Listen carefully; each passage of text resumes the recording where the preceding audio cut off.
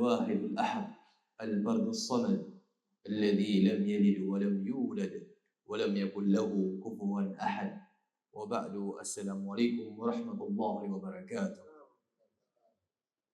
Mga minamahal kong magulang, kapatid sa pananampalatayang Islam, na kung saan kung titignan natin ang mga tao sa ating panahon, kumbaga natural ang tinatawag na hindi marunong makontento.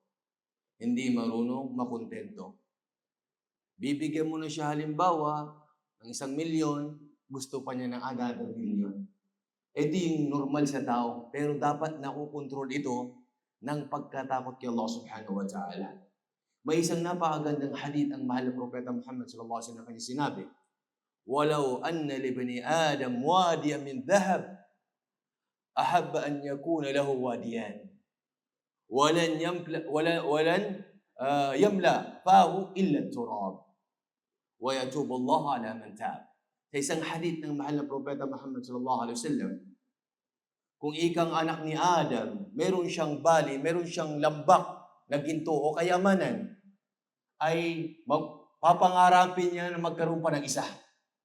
Gusto pa niya ng isa pa, subhanallah. Meron siyang galambak, gusto pa niya ng, another, subhanallah.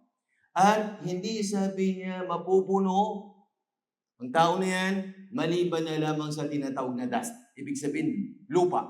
Ito yung ang makakapuno lang sa atin pag tayo ay nasa libingan na. Allahu Akbar. Makukontent mo ba? Ito yung contentment, wala na. Okay, mapupuno tayo kung tayo nasa libingan na. At si Allah ay nagbibigay ng tawbah sa mga taong nagbabaliktog sa Kanya. Kaya mga kapatid, mga magulang sa pananampalatayang Islam, isa sa pinaka-the best solution sa mga bagay na ito, of course, normal sa tao na hindi makontento, ang isa sa pinaka-the best na ito na magkaroon tayo ng contentment. Magkaroon tayo ng ngayon, anumang pinagkaloob sa atin ni Allah, tanggapin natin ito ng bukal sa ating kalooban at magbahagi tayo sa ating kapwa.